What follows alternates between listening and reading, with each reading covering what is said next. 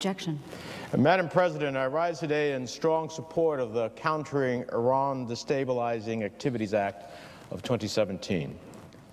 But first, I'd like to offer my strongest condemnation of the terrorist attack allegedly carried out by ISIS this morning in Tehran, which claimed the lives of 12 people. Attacks on civilians in any corner of the world must be strongly condemned by the United States.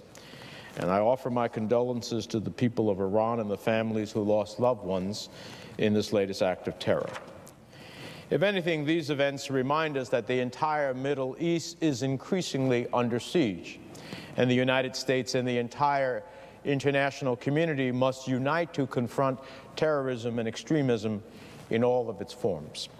And that means holding governments who continue to foment, fund, and encourage terrorism accountable.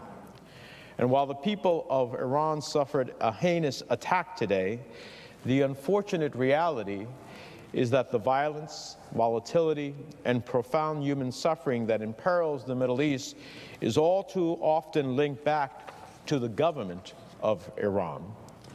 Across the region, this regime continues to pursue policies that threaten the national security interests of the United States. It continues to support terrorism and exert influence through the growing power of proxy actors throughout the Levant and Yemen.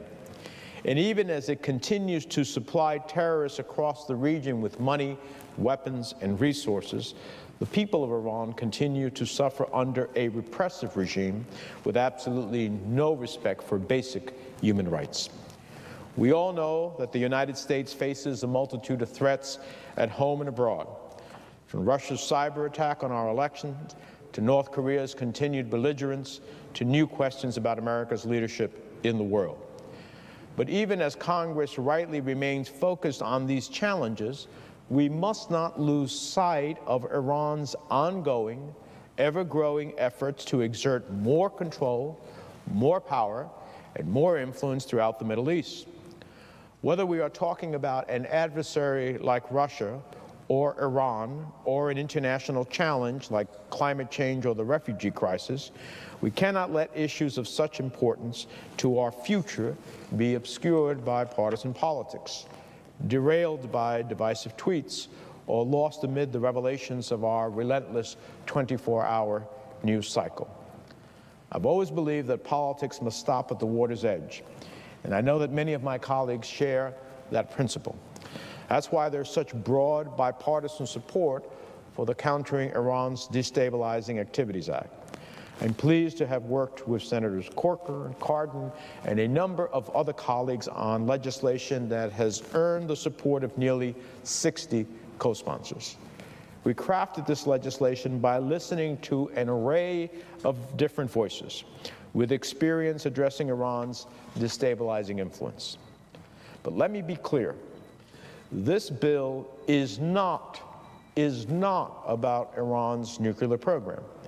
This bill is not about the Joint Comprehensive Plan of Action.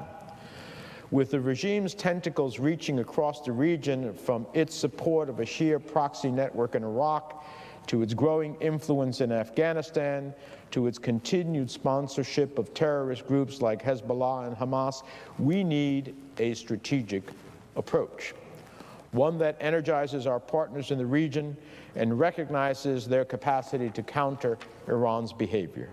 That is exactly what the Countering Iran Destabilizing Activity Act does. Our legislation calls on the President of the United States to develop a regional strategy to counter Iran's asymmetric and conventional threats across the Middle East.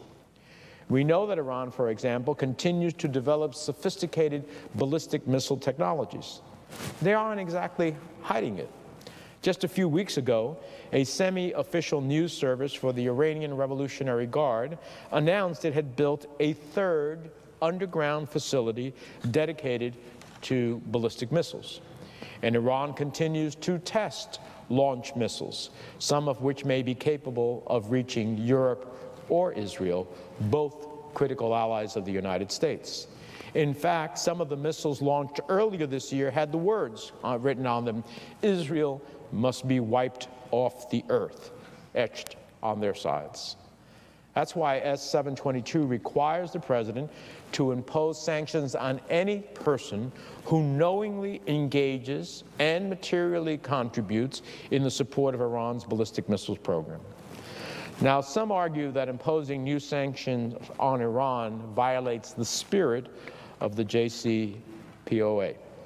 But I would argue that actively building underground ballistic missile facilities does little to promote goodwill or the spirit of the JCPOA in the region.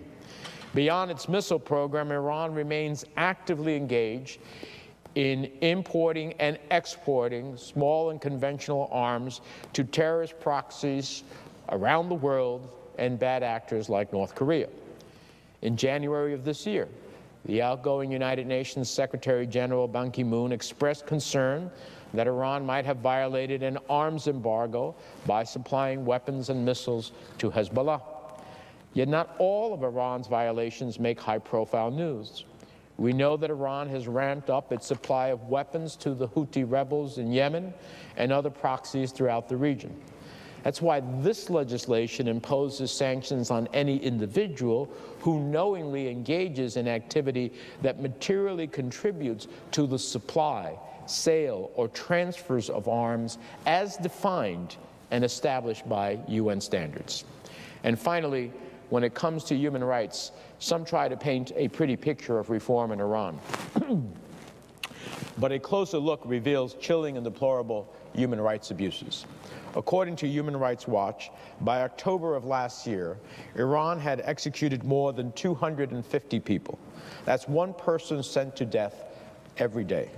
And many were executed for nonviolent drug offenses. That's why our legislation expands the scope of violations eligible for sanctions, including those behind the extrajudicial killings of journalists and activists who seek to expose the oppression of the Iranian people. And finally, this bill calls for a comprehensive report on Americans who suffer at the hands of the Iranian regime, including those who have been unjustly detained and those who have remained missing in Iran for more than a decade. In short, this bill is a carefully crafted response to Iran's ongoing aggression in the Middle East. Let me turn to a provision that continues to be misrepresented, and that involves the Iranian Revolutionary Guard Corps. The IRGC is officially responsible for Iran's internal security with a ground force of about 100,000. But like many other quasi-military political entities in undemocratic countries throughout the world, the IRGC holds enormous influence in Iran's economy and public affairs. On paper, the IRGC Quds Force is the lead supporter of Iran's terrorist networks around the world, and the U.S. has designated it as such. But the reality is that the IRGC exercises tremendous economic and political power throughout Iran. It pulls the regime's levers to fund and support terrorists in the Middle East and beyond. That's why our bill specifically calls for terrorism-related sanctions on the IRGC. But it does not, let me repeat, it does not, as some have claimed, label the IRGC a foreign terrorist organization. We heard the concerns of our military and intelligence community. So let me repeat, this bill does not label the IRGC as a foreign terrorist organization. What it does do is require the President to acknowledge the role the IRGC plays in supporting terrorism globally. I know that some of my colleagues have expressed concerns as well about whether this bill gives a green light to the administration's decidedly confrontational approach to Iran. But that's precisely why Congress must step up and define our strategy in the Middle East. We need to look at the big picture here. As the United States and our partners work to build democratic governance structures, promote tolerance across the region, and protect civilians and refugees living under siege, Iran remains aligned with Russia and Syria, actively working to undermine U.S. security interests. Indeed, Putin, Assad, and the Ayatollah continue to take advantage of the strife that imperils the region. And meanwhile, the world continues to struggle with extremism, with mass migration, and with the largest humanitarian crisis since World War II. With this administration unable to articulate a clear vision for American leadership in the world, the time is ripe for Congress to assert its influence in our foreign policy, to provide guidance and expertise, to develop a framework for securing our interests in the Middle East. Now is not the time for Congress to turn a blind eye to Iran's hostile behavior.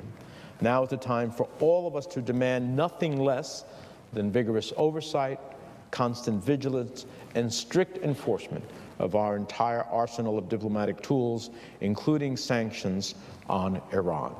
That is our effort outside of the nuclear portfolio to make it very clear that you cannot get a green light to do all of these things just because you signed into the Joint Comprehensive Plan of Action. I think it's important for us to send this message, and when the appropriate time comes for this vote, I urge my colleagues to support the measure. And with that, Madam President, I observe the absence of a quorum.